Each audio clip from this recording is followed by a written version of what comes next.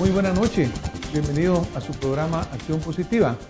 Primero que todo quiero presentar a mi invitado, doctor Alberto de Aragón, quien es más que conocido en Guatemala y a nivel internacional. Es un amigo directo de Acción Positiva y ha contribuido muchísimas veces en este programa a enfocar diferentes aspectos de nuestra vida política, de nuestro análisis político.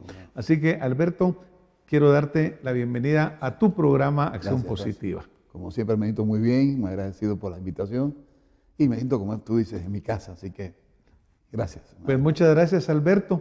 Siempre que enfocamos algún tema con Alberto está relacionado pues a la cercanía de un proceso electoral. La mayor parte de las veces ha sido en el caso de los procesos eleccionarios de Guatemala.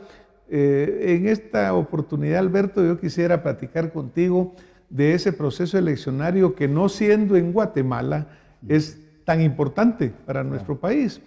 Me refiero al proceso en Estados Unidos de Norteamérica, en el cual pues estamos a menos de un mes de que se llegue la elección, que es el 8 de noviembre. Y por lo tanto, pues quisiera preguntarte para empezar, ¿cómo has visto tú en general lo que ha venido sucediendo en este proceso eleccionario?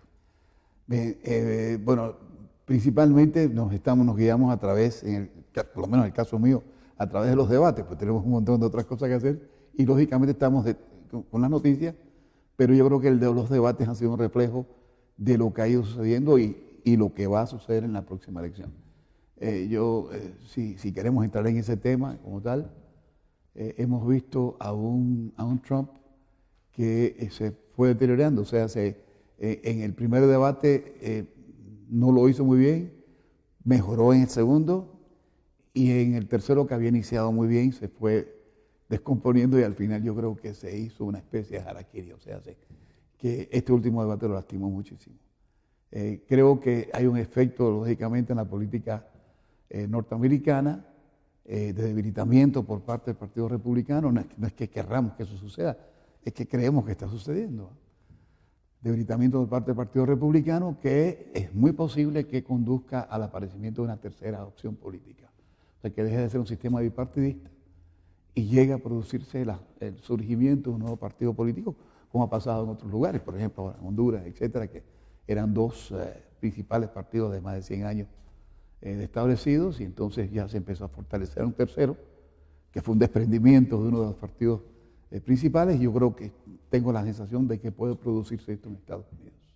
En realidad, normalmente hay un cambio. Esta vez serían 8 años del presidente Obama, un demócrata, y creo que por primera vez o en no mucho tiempo seguirían los demócratas en el gobierno para otro periodo, que por lo menos serían otros 12 años en total, lo cual creo que no es frecuente que pase en la política norteamericana. Los debates son muy importantes, Alberto. Total. Ese tema ya lo hemos platicado contigo. Y los debates norteamericanos siempre han sido de una gran altura. Así es. Al contrario de lo que ha pasado en los debates en Guatemala, en el cual tal vez por el número tan grande de los participantes, realmente no son debates, son medio foros. Así es. Pero ahora, estos debates han tenido una característica en Estados Unidos, de acuerdo a lo que hemos visto, y es de que pues han sido debates agresivos, han sido debates en los cuales las personas, creo que la primera vez se dieron la mano, pero las últimas veces ya no. Ni Hillary ni Trump hicieron gestos de agrado uno hacia el otro, y al revés, el tono de lo que se dijo y el contenido fueron verdaderamente poco positivos. Muy fuertes, fue sin precedentes. No se perdió el uso de la ironía, de la inteligencia y de la fineza en los debates. Yo recuerdo, aunque era niño, pues recuerdo los debates aunque en el caso de la televisión empezó a hacer su participación y utilizarse el mercado político en la elección de Eisenhower. Pero Eisenhower, yo era demasiado joven, quizás no recuerdo debate con Eisenhower, pero sí recuerdo el debate entre Kennedy y Nixon. Y ahí hubo toda una cuestión del aspecto, etcétera, como fueron presentados, pero donde quería llegar era al uso de la ironía y la elegancia. Un caso, creo, Dukakis, cuando se presentó, creo que contra Bush papá, si no recuerdo mal, creo que sí, le preguntaron qué le parecía, qué pensaba de su opositor, cosa que también se planteó en este debate.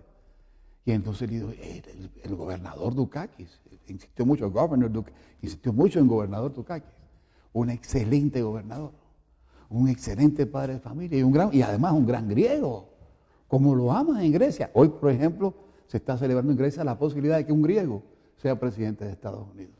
Chao. De una forma elegantísima de destrozarlo. O sea, que un griego, no era griego de ascendencia. El famoso reacción de Reagan cuando le dicen, ¿cómo es posible que su opositor en el área donde vive, donde menos votos saca, es donde mejor lo conocen? O sea, que... Una ironía muy fina. Una ironía fina, sin atacar, destructiva totalmente, pero elegante y política. En este caso no hubo ironías. El uso de la ironía fue inexistente porque fueron ataques directos. En este último debate, aunque podemos hablar de los tres si quieres, este último debate que fue el que va a pasar a la historia quizás con más fuerza, porque es donde se produjeron las situaciones más marcadas y más violentas, en todo sentido, verbal, etcétera.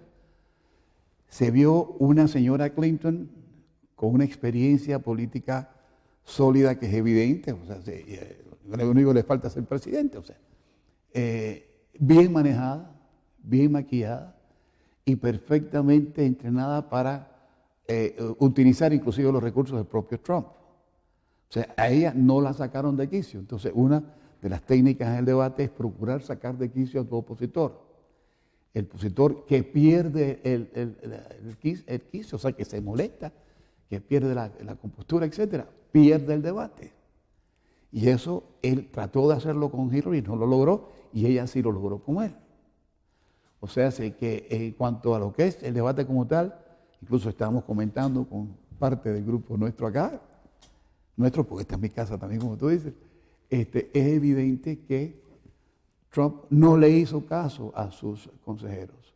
Pues estoy seguro que los consejeros de Trump y los manejadores de la campaña, incluso sus preparadores para debate, que aquí lo hemos hecho en Guatemala también, y hemos hecho técnicas de ese tipo, de utilizar la ironía sin necesidad de atacar, etcétera. Él no le hizo caso. Eso de que, ¿dónde están los asesores? No, estoy seguro que los asesores no son responsables de los comportamientos de Trump.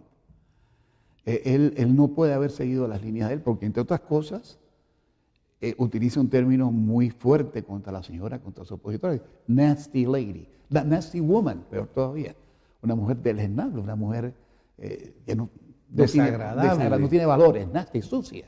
Claro. Eso es extremadamente fuerte. Eso, dice nasty en la vida privada, y te puedes buscar una bronca, una reacción violenta por parte de quien que reciba ese epíteto. Yo creo que tú has señalado muy bien ese manejo. Obviamente en política, tú lo conoces muy bien, Alberto, tú has escrito textos alrededor de ello y pues toda una vida de experiencia.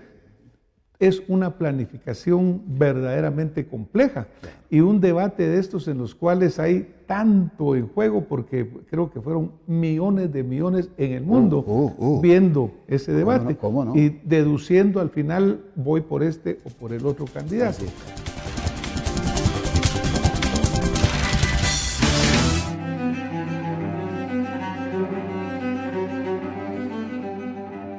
Con los mejores embutidos, hacemos un fiambre especial. Fiambre Santa Lucía. Creo que fueron millones de millones en el mundo viendo ese debate. ¿Cómo no? Y deduciendo al final, voy por este o por el otro candidato. Así es. Obviamente yo creo que la planificación estratégica de este debate de la señora Clinton fue excelente. Y ella muy disciplinada en seguir. Lo sigo. Pero por otro lado sabemos que Trump desde un inicio ha sido un candidato totalmente atípico. Así es. Entiendo que despidió uno o dos de sus directores de campaña y él mismo dice, mire, mi campaña yo la dirijo, lo cual no siempre es la mejor receta. No. El doctor no debe autorrecetarse. Es muy mala. Porque no es una buena fórmula. Ahora, hace 8 años o un poco más, cuando el presidente actual Obama era un candidato, era el underdog, como le llaman los norteamericanos, era el que estaba hasta abajo, 2%, y le gana a Hillary la nominación y la presidencia. Trump viene también desde abajo, porque al principio nadie confiaba en él. Hace una pelea sumamente agresiva, plantea puntos que obviamente le tocan la fibra a algún segmento del electorado norteamericano y pues llega a ser nominado candidato republicano, incluso en contra de grandes fuerzas dentro de su partido. Así es. No es de extrañar entonces realmente que esta persona pues sea tan indisciplinada y quiera seguir siendo lo mismo en estos debates, ¿no te parece a ti? Sí, evidentemente puede ser cuestión de personalidad. Pero ahí hay cosas que se pueden complicar más y más profundas. O sea, yo en lo personal, yo puedo votar en Estados Unidos, tengo derecho a votar en Estados Unidos. Yo siento muchísimo que los republicanos no estén bien representados. Es una opinión personal. Yo creo que había opciones dentro de los grupos, el grupo que estaba compitiendo para presidenciable, que había opciones que hubieran hecho mejor trabajo que él. Y no sé si viene al caso, pero bueno, yo creo que, por ejemplo, Jeb Bush tenía toda la historia, las relaciones con los latinos, habla español perfecto, gobernador de la Florida, casado con una mexicana, hijo de una familia donde los dos presidentes, etc.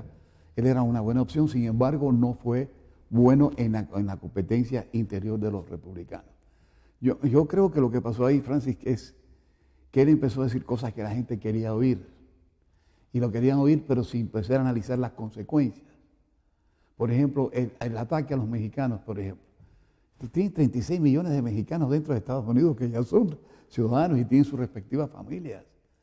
Unos cuantos, un porcentaje bastante significativo, que no están muy contentos, que están pensando que le devuelvan la parte que le corresponde de Estados Unidos, que fue de ellos. Por ejemplo, hubo un mapa que hicieron y presentaron, ok, vamos a hacer el muro, pero de acuerdo con los incluye a Texas, incluye a Arizona, California. Anteriores, California, Nuevo México, etcétera, Texas, porque vamos a hacer el muro en esa área. O sea que ese fue uno de los primeros errores. Si se hubiera referido, por ejemplo, al libro que escribió Juan Hernández, que es un asesor republicano, amigo, ha venido muchas veces a Guatemala. Juan escribió One Day Without Mexicans, un día sin mexicanos en Estados Unidos, y es terrible lo que puede haber sucedido. Yo diría que un día sin latinos. Un día sin inmigrantes. Sin inmigrantes. Claro. Pues el inmigrante al final es una fuerza que les conviene, inclusive para mantener el Social Security funcionando. Bueno, en este último debate, que como tú dices, estuvo muy lleno de ironías, pero puntos interesantes.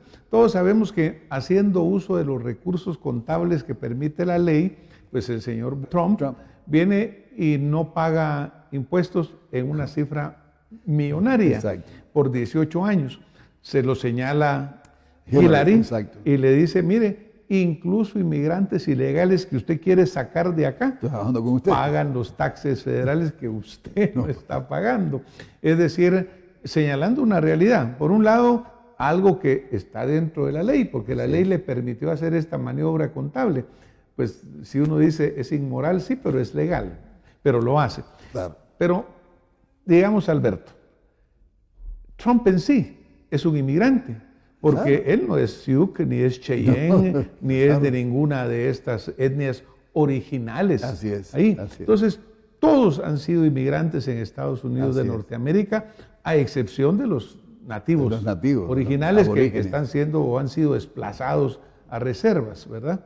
Entonces, este tema de la inmigración es muy sensitivo, porque ¿por qué no pasó este muro cuando la familia Trump vino de algún lado y vino a inmigrar? Claro, tal vez llegaron en barco, porque en esa época pues no están pegados geográficamente. Exacto. Pero la inmigración es una piedra angular en Estados Unidos. Y el desarrollo de muchos países, totalmente. Claro. Entonces me parece también demasiado saltar a señalar a los inmigrantes de ser los culpables cuando han sido la verdadera fortaleza de Estados Unidos de Norteamérica. Totalmente. No, además, es un país de muchas minorías. Las minorías que ya son tan minorías, sumadas juntas, es muy grande. O sea, los latinos en estos momentos ya sabíamos que en breve iba a haber un presidente con apellido González o Pérez o Rubio o lo que fuere, y eso ya viene en camino. Creo que es la segunda minoría ya. Es la segunda minoría, exacto. Entonces se pone en contra de los latinos, o sea, mexicanos, que son el número principal de los latinos en Estados Unidos. El problema con las mujeres, por Dios, que es el 50% de la votación. ¿Ok? Después niega, dice que I respect women, yo respeto a las mujeres tanto, y después le dice nasty a la señora. Pero a los pocos segundos. A los segundos de haber dicho que yo respeto tremendamente a las mujeres, en vez de haber desvirtuado esa cuestión. Qué cosa, qué interesante que ahora me empiecen a aparecer tantas mujeres en mi vida, que hasta ahora no había conocido ni quiénes eran siquiera. Entonces él pudo haber desvirtuado eso y se puso a defenderse contra el issue. Eso fue un grave error. Otro que me parece terrible a mí, Alberto, es que nosotros hemos acostumbrado a respetar la democracia norteamericana, siempre nos ha sido un ejemplo lo que sucede ahí. Así es. Y pues desde George Washington hasta el momento ha habido siempre unas transiciones adecuadas, correctas, amigables incluso, Correcto. pero que nunca se han salido de los cánones establecidos. Exacto. Cuando en este último debate, que como tú dices probablemente va a ser histórico, él se niega a aceptar el resultado electoral. y dice, lo voy a dejar en suspenso. Para mí eso es una Gravísimo. verdadera amenaza. Es grave. Es grave, es un reto inclusive al sistema. O sea, es un irrespeto al sistema norteamericano que si de algo se ha ufanado es de la nitidez con que se han llevado a cabo los procesos electorales. Incluso este último, donde hubo una diferencia significativa en Florida, que iba a definir si era Gore o si era Bush el presidente, porque la Florida tiene un voto, son 59 votos electorales, si no recuerdo mal, es el segundo más grande después de California. Pero ahí lo que hay que entender, y aprovechamos esto, es que lo que define son los votos electorales, no los votos populares. Entonces, las encuestas, sí, las encuestas, pero tenemos que ver cómo están yendo por voto electoral. Entonces, en el caso, porque viene el caso de Bush y Gore, era un empate en el cual Gore tenía más votación popular que Bush. O sea que Gore ganó la elección en términos del número de votos, pero el número de asignaciones de votos electorales, la Florida por 145 votos, esa fue la diferencia entre los dos. Por eso era tan difícil de hacer lo que ellos llaman el forecasting, o sea, el anticipo de los resultados.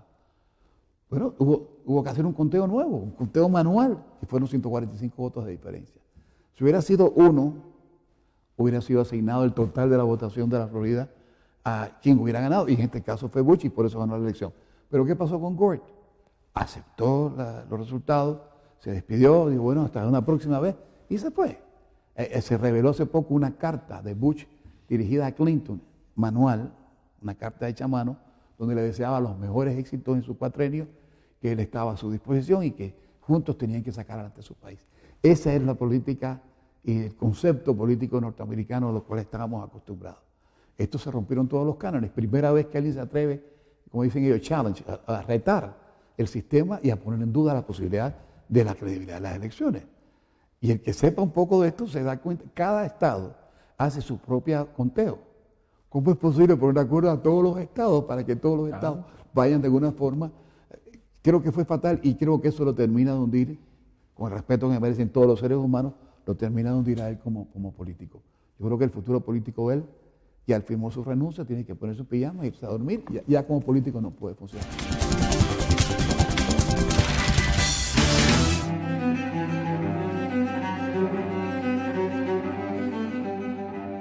Con los mejores embutidos, hacemos un fiambre especial. Fiambre Santa Lucía.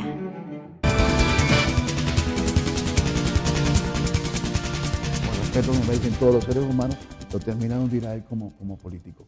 Yo creo que el futuro político de él, ya él firmó su renuncia, tiene que poner su pijama y irse a dormir, ya como político no puede funcionar más. Claro que conociéndolo y sabiendo cómo reacciona, pues me imagino que todavía va a causar una problemática. Claro.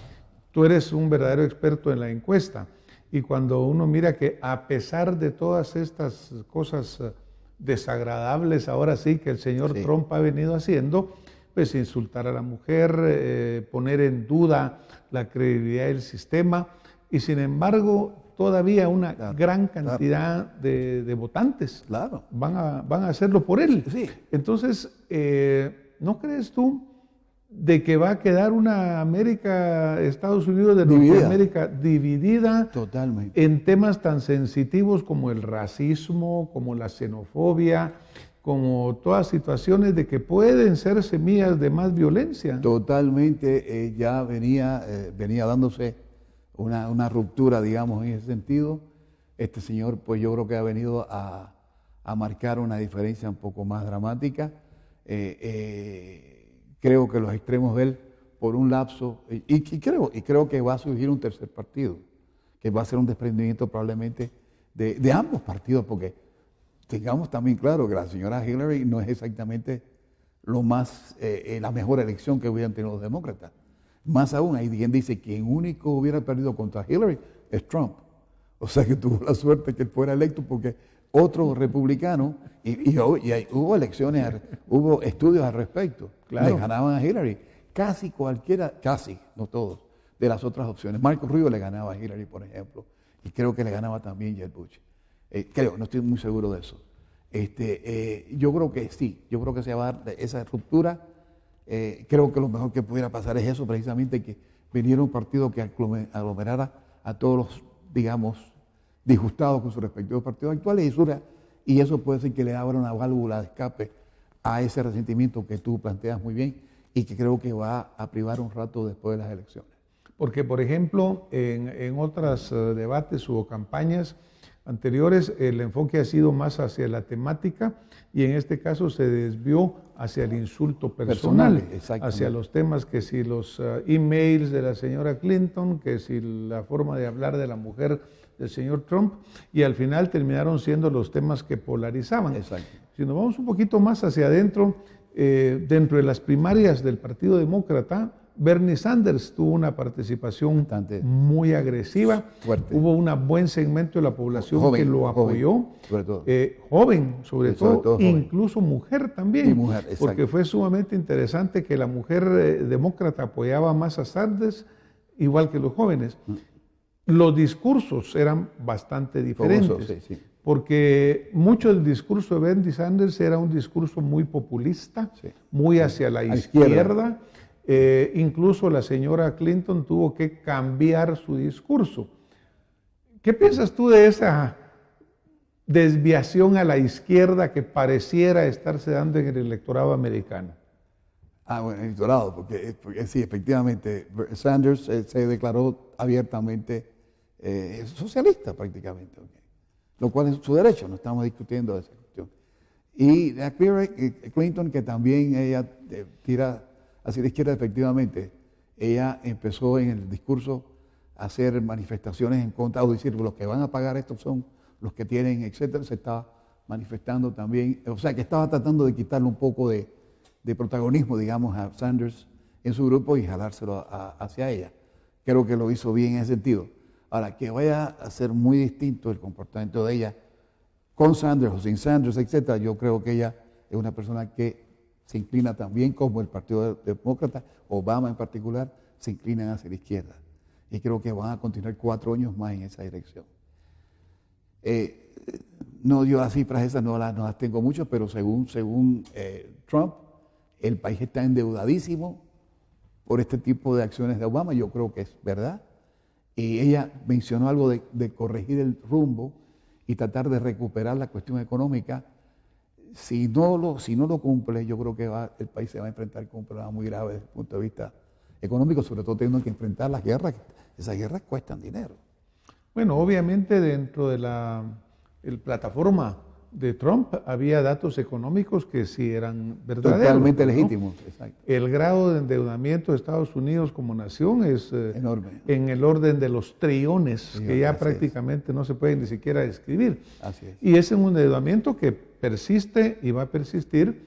Las dudas sobre el Obamacare y todo este tipo de programas sociales, Muy caro. indudablemente ahí están, son reales. Exacto. Y son temas que habrá que resolver. Pero, en fin, yo creo que aquí lo que complicó esta situación fue el aparecimiento de un líder que se fue contra primero el establishment general, incluso terminó yendo contra el establishment del Partido Republicano. Hemos visto cómo los líderes de la Cámara Alta, de la Cámara Baja, el liderazgo republicano le ha quitado el apoyo prácticamente a Trump. Así es. Su hija, Ivanka, también dice, mire, yo espero que mi padre reconozca al ganador. Es decir, que los discursos de él han sido polarizantes, pero también jugando en contra de él. Exactamente. Bueno, hizo que los Bush dijeran que iban a votar por Hillary.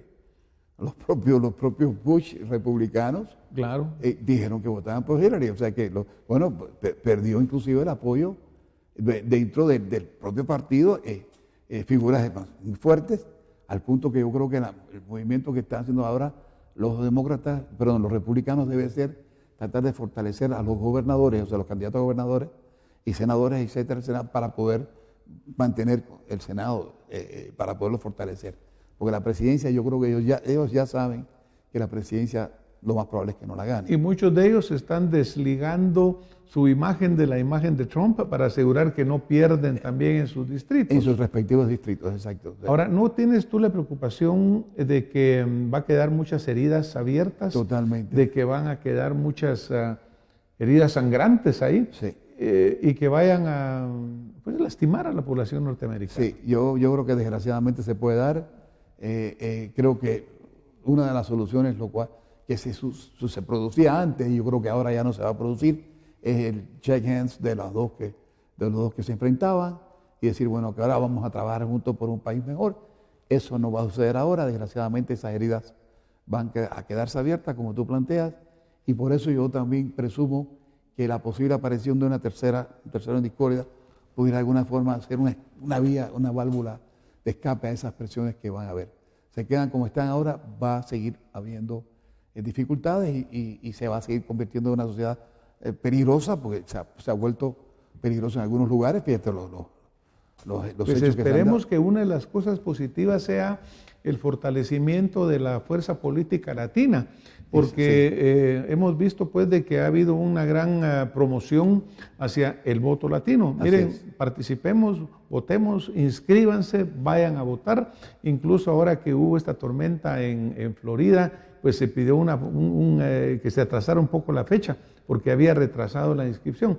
Así que ojalá que la comunidad latina en Estados Unidos pues tome su posición que le corresponde y se convierta en parte de esa emergente fuerza política. Yo creo que eso va a suceder y creo que van a lograr convertirse en una fuerza latina, ya no de mexicanos, cubanos, puertorriqueños. No, yo creo que se va a convertir en una fuerza latina que evidentemente unidos, como es el discurso de algunos líderes en Estados Unidos, unidos hacen una inmensa mayoría. Yo sí creo que la posibilidad de que haya un González, un Rubio, un Pérez, etcétera, esté en el aire. Exacto, un Cruz que esté en el aire y llegue a suceder.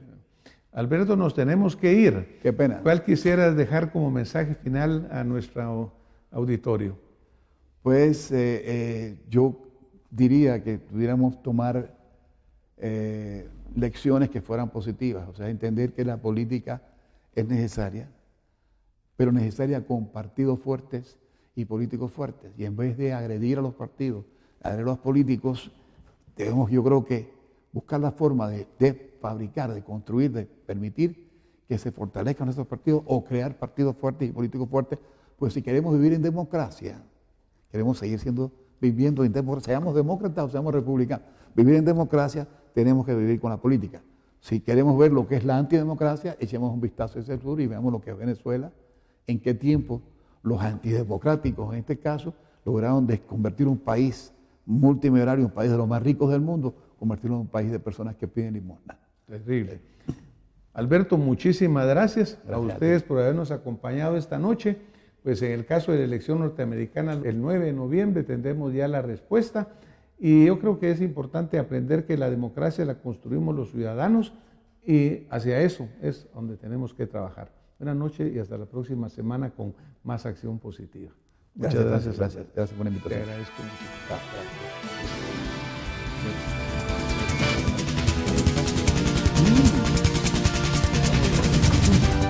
Sabemos que los precios platicamos unos minutos. Claro que sí. Gracias, me pareció muy interesante. ¿Qué te pareció, Miguel? con todo.